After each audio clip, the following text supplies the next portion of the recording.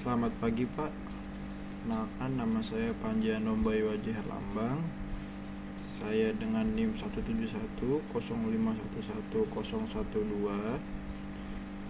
Presentasi kali saya hari ini adalah untuk mempresentasikan tentang hasil dari tugas akhir yang saya kerjakan, yaitu dengan judul implementasi algoritma kriptografi AES atau Advanced Encryption Standard dan algoritma kompresi LZW atau Implosive Welch pada citra digital. Oke, langsung saja kita masuk ke bab pertama, yaitu pendahuluan. Pada bab pertama ini ada 8 subbab, yaitu latar belakang, rumusan masalah, batasan masalah, manfaat penelitian, tujuan penelitian, ruang lingkup, warna yang diharapkan, dan juga sistematika penulisan. Kita langsung masuk saja yang pertama, itu latar belakang, yaitu kenapa saya juga ngambil tema untuk tugas akhir saya ini, yaitu karena banyak sekali data yang merupakan aspek yang sangat penting dan berharga. Karena penting dan berharga yang sebuah data, maka data-data ini harus diamankan agar tidak jatuh ke tangan orang yang salah. Banyak gambar maupun citra yang bersifat rahasia ini biasanya memiliki informasi yang sangat penting dan tidak mungkin hanya dilihat oleh satu orang. Salah satunya adalah banyak di contoh untuk pengamanan citra, contoh data citra adalah di rumah sakit, yaitu seperti hasil USG atau hasil ronsen, hasil radiologi. Itu merupakan hasil yang sangat riskan juga apabila tersebar ke masyarakat luas. Nah, untuk itu makanya kita harus mengamankan data tersebut agar tidak bisa dilihat oleh orang banyak. Salah satu bentuk untuk mengamankan data kita tersebut adalah dengan menggunakan kriptografi. Dalam dunia kriptografi ada dua tipe algoritma yang digunakan, yaitu algoritma simetrik dan algoritma asimetrik. Salah satu contoh kriptografi yang digunakan di sini adalah AES atau Advanced Encryption System yang bersifat simetrik, dan algoritmanya juga mempunyai panjang, yaitu 3 jenis, yaitu 28 bit, 192 bit, dan 256 bit. Terus setelah itu citra akan dienkripsi dengan AES dan kita akan gabungkan dengan algoritma kompresi yang kedua, yaitu kompresi LZW. Algoritma kompresi digunakan untuk dapat diharapkan untuk mengurangi ukuran dari data tersebut, ukuran data setelah citra dilakukan enkripsi. Kemudian yang kedua adalah rumusan masalah. Dari latar belakang yang di atas tadi yang tadi dijelaskan, maka masalah yang akan dibahas adalah terdapat 3 poin, yaitu berapa ukuran file sebelum dan sesudah proses enkripsi dan kompresi LZW. Terus yang kedua, mengapa perlu digabungkan antara enkripsi algoritma AES dan algoritma kompresi LZW. Yang ketiga, bagaimana kondisi citra setelah dienkripsi dan dikompresi dengan algoritma LZW. Terus kemudian untuk batasan masalah juga ada 3, yaitu file citra digital yang digunakan hanya berupa JPG dan PNG. Terus algoritma AES digunakan untuk enkripsi dan dekripsi. Algoritma LZW digunakan untuk pengkompresan citra tersebut yang telah dienkripsi oleh algoritma AES. Kemudian subbab keempat yaitu tujuan penelitian. Tujuan penelitian ini dilakukan untuk meneliti suatu sistem untuk mengamankan file citra digital dengan menggabungkan algoritma AES untuk proses enkripsi dan dekripsi citra digital dengan algoritma LZW untuk proses pengkompresan file citra digital yang telah dienkripsi. Subbab yang kelima yaitu manfaat penelitian. Manfaat dari penelitian ini adalah sebagai berikut, yaitu ada 2 poin, yaitu untuk individu dan organisasi dan untuk penulis. Untuk individu dan organisasi yaitu untuk pengamanan file citra dengan menggunakan kombinasi algoritma AES dan algoritma LZW sehingga memenuhi kebutuhan dalam konteks kerahasiaan dan keamanan citra digital. Untuk penulis yaitu meningkatkan kemampuan dan pengetahuan dengan implementasi dalam bidang kriptografi dan kompresi mengenai algoritma AES dan algoritma LZW. Subbab yang keenam itu ruang lingkup. Ruang lingkup yang terdapat pada penelitian ini adalah mengenai kombinasi antara algoritma enkripsi dekripsi AES dan algoritma kompresi dekompresi LZW dalam proses pengamanan yang lebih efisien untuk file citra gambar yang memiliki tipe JPG dan PNG. Untuk sebab yang ketujuh yaitu luaran yang diharapkan adalah dari penelitian ini program dapat melakukan pengamanan data file citra dan kompresi pada file citra juga dengan metode penggabungan antara algoritma enkripsi yang menggunakan AES dan algoritma kompresi yang menggunakan LZW. Kemudian subbab yang terakhir di bab 1 ini itu sistematika penulisan, yaitu bab 1 pendahuluan, yaitu berisi tentang latar belakang, rumusan masalah, batasan masalah, tujuan penelitian, manfaat penelitian, ruang lingkup, dan sistematika penulisan. Yaitu bab 2 landasan teori, berisi tentang teori-teori yang mendasar dan yang berhubungan dengan penelitian ini. Yang ketiga ada metodologi penelitian, yaitu bab yang menjelaskan tentang beberapa metode yang digunakan oleh penulis dan proses tahapan dalam melakukan penelitian yang dilakukan secara menyeluruh. Bab 4 pembahasan, yaitu berisi hasil dari luaran dari program yang telah dibuat dan dibahas sesuai penelitian untuk menjawab permasalahan yang ada. Bab 5 penutup, yaitu berisi kesimpulan dan saran dari hasil penelitian yang telah dilakukan pada di bab 4 dalam proses penelitian ini sebagai suatu referensi dan acuan untuk penelitian yang dilakukan ke depannya. Kemudian untuk selanjutnya kita masuk ke bab 2, itu tinjauan pustaka atau landasan teori. Untuk yang pertama itu kriptografi. Kriptografi itu berasal dari bahasa Yunani yaitu kripto dan grafia.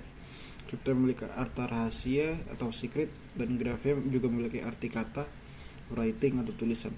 Menurut terminologinya, kriptografi adalah ilmu yang menjaga kerahasiaan dan keamanan sebuah pesan yang dikirimkan dari satu tempat ke tempat yang lain. Yang kedua adalah enkripsi. Enkripsi merupakan komponen yang sangat dibutuhkan dalam dunia kriptografi. Enkripsi adalah cara pengamanan data yang paling sering digunakan sehingga pasti dijaga kerahasiaannya. Nah, kemudian untuk yang ketiga ada algoritma AES. Itu proses enkripsi pada algoritma AES terdiri dari 4 jenis transformasi bytes, yaitu subbytes, shift rows, mixed columns, and round key. Pada awal proses enkripsi, input yang telah dikopikan ke dalam state akan mengalami transformasi byte round key. Setelah itu state akan mengalami transformasi subbytes, shift row, mixed column, and round key secara berulang-ulang sebanyak nr. Proses algoritma AES ini disebut fungsi round. Putaran terakhir sedikit berbeda dengan putaran sebelumnya, di mana keadaan putaran terakhir state tidak mengalami transformasi mixed columns. Kemudian ada kompresi. Kompresi yang memiliki definisi memanfaatkan atau mengecilkan ukuran. Kompresi data juga merupakan sebuah proses mengubah informasi menggunakan bit atau information bearing yang lebih rendah dari informasi awal yang belum atau tidak dikodekan dengan sebuah sistem encoding tertentu. Dan juga kompresi data merupakan suatu teknik untuk mengecilkan ukuran atau memadatkan data sehingga untuk menyimpan informasi tersebut dapat membuat lebih efisien karena ukuran informasi atau data tersebut dapat lebih kecil dari ukuran informasi aslinya. Kemudian yaitu algoritma LZW, poin kelima. Algoritma LZW merupakan ciptaan dari 3 orang, yaitu Abraham Lempel, Jacob Ziff, dan Terry Welch. Algoritma LZW merupakan kompresi lossless universal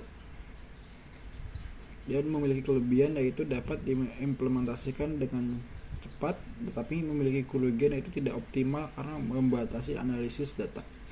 Algoritma ini melakukan kompresi dengan teknik yaitu mengganti fragmen teks dengan indeks yang diambil dari kamus. Pendekatan ini adaptif dan efektif karena banyak karakter dapat dikodekan dengan mereferensikan string yang sebelumnya ditampilkan dengan dalam teks. Kemudian yaitu untuk citra selanjutnya adalah citra digital. Untuk representasi citra digital adalah hasil pemindaian dan kuantifikasi citra diketahui berupa bilangan real yang membentuk matriks M kali N.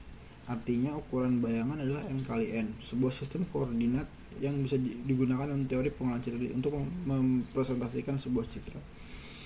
Citra digital diwakili oleh matriks M baris dan N kolom, di mana perpotongan baris dan kolom disebut pixel. Untuk tipe citra itu ada 3, itu citra biner yang terdiri dari 1 bit, yaitu karena hanya terdiri dari 2 buah kemungkinan nilai intensitas, yaitu 1 dan 0. Kemudian untuk citra grayscale yang memiliki sekitar untuk membutuhkan 8 bit memori karena memiliki intensitas antara 0 sampai 255. Kemudian ada citra warna, yaitu yang memiliki setiap pixel memiliki 3 komponen, yaitu RGB, yaitu merah, hijau, dan biru.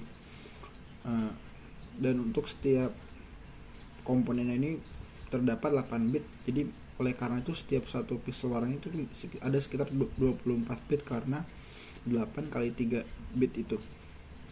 Dan juga kemungkinan ada 24 juta kemungkinan warna. Dan untuk pengertian JPG dan PNG adalah JPG adalah format yang sangat umum digunakan saat ini khususnya untuk transisi citra. Terus PNG itu penyimpanan citra kompresi. Untuk bahasa pemrograman dalam penelitian ini adalah dengan menggunakan Python. Itu bahasa pemrograman yang tidak rumit dan yang memberikan kecepatan dan kompleksitas bahasa kompresi tradisional bersama dengan kemudian menggunakan scripting dan bahasa yang interpretasi lebih sederhana. Selanjutnya kita masuk ke bab ketiga, yaitu metode penelitian. Yang pertama ada kerangka pikir.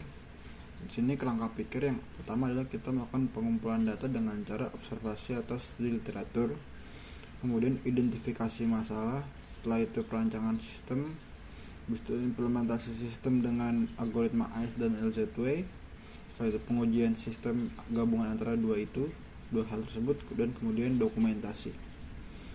Dan kemudian untuk selanjutnya adalah alat bantu penelitian, yaitu menggunakan laptop saya sendiri, yaitu memiliki spesifikasi sebagai berikut, yaitu dengan prosesor Intel Core i7 7700HQ, RAM 8GB, SSD 128GB, hard disk 1TB, monitor 15,6 inci, LED, dan kemudian untuk sistem operasi saya menggunakan Windows 10 64 bit.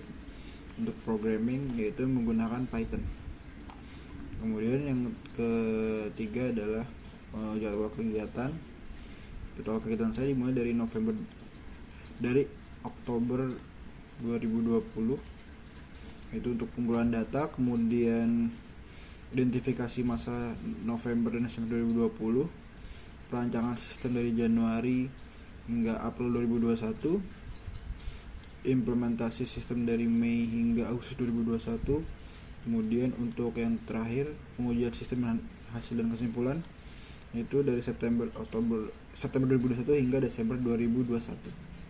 Ya, selanjutnya kita masuk ke bab 4 pembahasan, yaitu pada bab ini akan dijelaskan pembahasan mengenai tentang hasil analisa dari kombinasi penggunaan dua algoritma, yaitu algoritma enkripsi AES dan algoritma kompresi LZW untuk pengamanan file citra digital.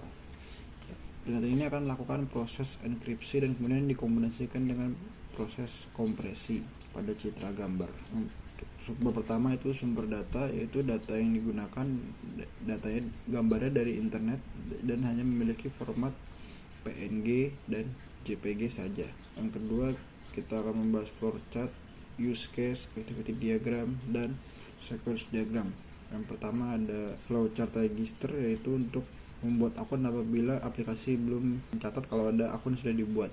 Flowchart login yang bisa dilihat, yaitu apabila berhasil masuk maka akan langsung masuk dalam aplikasi dan ke menu utama, dan apabila gagal maka akan kembali untuk menginput password yang benar. Ada flowchart enkripsi, yaitu untuk melakukan enkripsi file. Kemudian setelah dienkripsi, yaitu ada flowchart kompresi yang dilakukan untuk mengkompresi file. Kemudian ada dekompresi, itu digunakan apabila ingin melakukan dekompresi file untuk membuka kembali file yang telah dilakukan enkripsi dan kompresi. Kemudian ada dekripsi file, flowchart dekripsi file, yaitu membuka kembali file yang telah dikunci dengan algoritma enkripsi AES. Kemudian ada use case aplikasi, karena aplikasi di sini masih menggunakan tidak jadi satu atau memiliki dua aplikasi berbeda, maka terdapat dua use case, yaitu yang pertama ada use case aplikasi enkripsi dan dekripsi, yaitu aktor melakukan login atau register kemudian masuk ke menu utama, kemudian aktor dapat melakukan enkripsi dan dekripsi citra. Untuk yang kedua, aplikasi kompresi dan dekompresi, itu aktor langsung masuk ke menu utama tanpa menginput password atau membuat akun, dan kemudian habis itu aktor dapat langsung membuat kompresi dan melakukan kompresi dan dekompresi citra.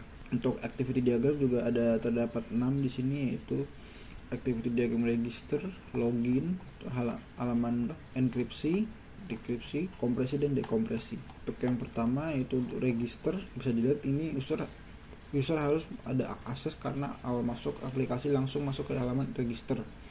Apabila belum ada yang terdaftar di aplikasi setelah berhasil, maka akan langsung ke menu utama atau ke halaman login. Terus yang kedua ada activity diagram login, yaitu menjelaskan proses setelah melakukan register atau registrasi dan sudah memiliki hak akses. Terus yang ketiga ada activity diagram enkripsi, yaitu merupakan rangkaian proses enkripsi citra, yaitu berupa data dengan berjenis file gambar dan memiliki ekstensi JPG dan PNG. Kemudian ada activity diagram dekripsi, itu proses sama dengan proses enkripsi, namun ini proses sebaliknya dari enkripsi, itu merubah file yang sudah dienkripsi menjadi file awal. Kemudian ada activity diagram kompresi, itu menjelaskan proses di mana kompresi akan dilakukan apabila proses enkripsi telah dilaksanakan. Kompresi dilakukan untuk memperkecil atau mengurangi ukuran dari citra. Kemudian ada activity diagram dekompresi, itu proses kebalikan dari proses kompresi untuk mengembalikan file citra yang sudah dilakukan kompresi untuk ke file awal.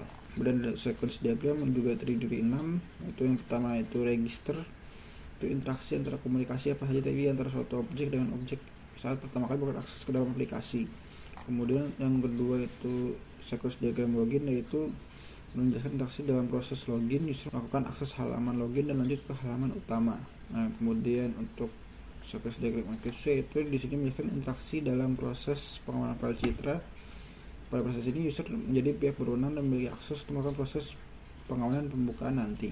Kemudian ada sequence diagram dekripsi, itu merupakan kebalikan dari sequence diagram enkripsi, yaitu pada proses ini user memiliki akses untuk membuka file citra yang terkunci. Terus kemudian ada sequence diagram kompresi, itu menjelaskan tentang proses interaksi, bagaimana proses dari kompresi itu berjalan, dan pada proses kompresi ini tidak memerlukan kunci untuk melaksanakan prosesnya, hanya memerlukan file citra yang ingin dilakukan kompresi. Kemudian ada sequence diagram dekompresi, yaitu memiliki kemiripan dengan kompresi, namun proses sebaliknya dari kompresi, di mana pada proses ini interaksi dilakukan apabila file citra yang telah dikompresi ingin dikembalikan ke file awal. Kemudian ada tampilan aplikasi, yaitu pertama ada register, yaitu merupakan halaman yang dialami di awal kali apabila program memiliki akun yang terdaftar di programnya. Kemudian ada tampilan halaman login, yaitu gerbang utama untuk menggunakan aplikasi ini, yaitu tapi apabila sebelum menggunakan ini tidak ada yang terdaftar, maka user harus membuat akun dulu. Terus kemudian yang ketiga ada tampilan menu utama untuk enkripsi dan dekripsi, ini untuk melakukan proses enkripsi dan dekripsi citra. Kemudian yang keempat yaitu adalah tampilan halaman untuk melakukan kompresi dan dekompresi.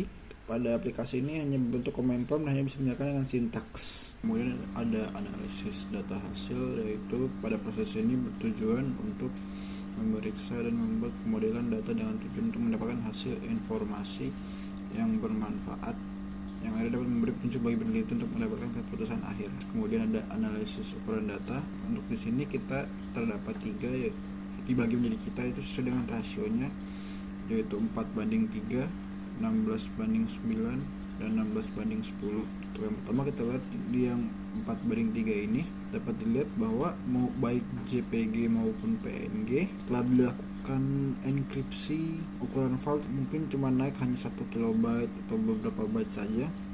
Namun setelah dilakukan proses LZW, file hampir naik menjadi 2 kali lipat, baik itu PNG maupun JPG. Terus kemudian yang kedua, untuk yang 16:9 tidak ada bedanya dengan yang sebelumnya yang 4:3, yaitu ukuran file asli dan AES hampir sama, namun apabila ukuran hasil LZW atau setelah kompres, file mengolah menjadi lebih besar, baik dari JPG maupun PNG. Kemudian yang ketiga adalah analisis ukuran data yang 16:10, sama juga seperti pada dua yang rasio sebelumnya. Pada ukuran file asli dan ukuran hasil enkripsi tetap saja ukurannya sama, namun untuk ukuran hasilan LZW atau kompresi hampir 2 kali lipat dari ukuran file aslinya, baik JPG maupun juga PNG. Kemudian selanjutnya adalah analisis menggunakan checksum.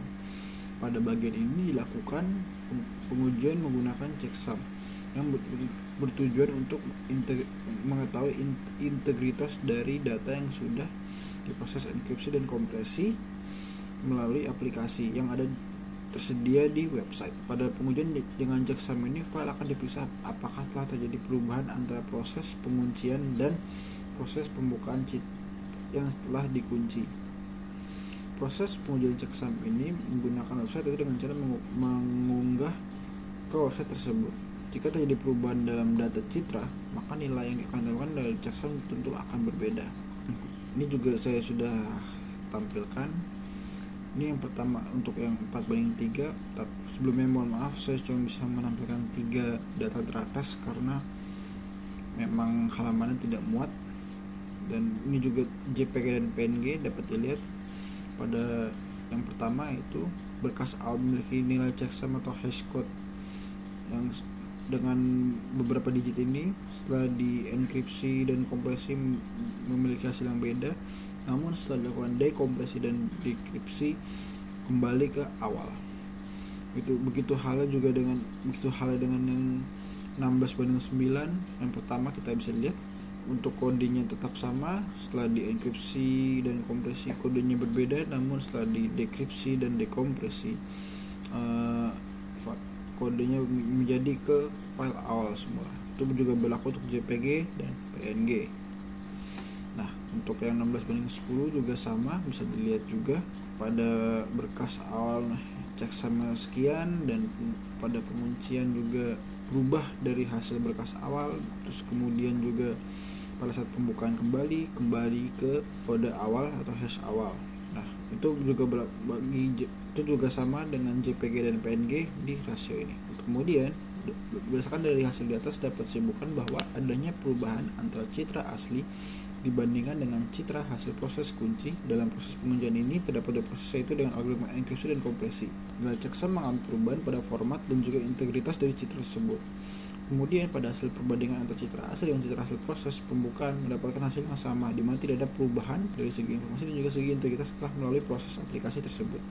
Kemudian format citra hasil buka pun kembali menjadi format asli dari citra tersebut. Ya, kemudian untuk yang terakhir adalah bab 5 penutup. Di bab 5 ini ya seperti dijelaskan tadi, yaitu ada kesimpulan dan saran. Kesimpulannya saya memiliki 3 poin dan saran juga memiliki 3 poin. Yang pertama saya akan bahas dari kesimpulannya dulu. Ya, dari hasil penelitian ini yang telah dikerjakan pengujian secara langsung dengan menggunakan algoritma AES dan LZW untuk kompresi, didapat semua yang didapat dari pengujian ini yaitu sebagai berikut. Yang pertama adalah kombinasi antara algoritma AES dan LZW dapat digunakan dalam pengamanan citra digital berupa gambar, menghasilkan ularan file yang tidak dapat terbaca atau dilihat setelah dilakukan proses pengamanan. Pada penelitian ini, LZW ternyata tidak memberi pengaruh terhadap pengurangan ukuran citra setelah dilakukannya proses penguncian citra menggunakan algoritma AES. Karena ukuran citra setelah dilakukan kompresi, ukuran citra semakin membesar daripada ukuran citra aslinya. Poin yang ketiga yaitu pada kombinasi antara AES dan LZW tidak cocok digunakan. Namun karena dapat digunakan untuk pengamanan citra dan menjaga integritas citra, karena berdasarkan hasil dari uji yang menggunakan checksum antara citra awal dengan citra hasil pengamanan dan citra awal dengan citra hasil pembukaan dari pengamanan. Kemudian untuk saran, yaitu yang pertama adalah hasil luar dari aplikasi ini semoga kedepannya menjadi lebih kecil ukuran citranya dan semakin efisien antara dua penggabungan algoritma AES dan LZW. Terus yang kedua, karena ini masih menjadi dua aplikasi berbeda, maka semoga untuk selanjutnya bisa dijadikan menjadi satu aplikasi yang bisa dijalankan sehingga tidak perlu menggunakan dua aplikasi. Dan untuk poin yang ketiga, kedepannya diharapkan dapat mencoba menggabungkan algoritma lain yang bisa digunakan sehingga lebih efisien dan dapat dipakai oleh masyarakat banyak.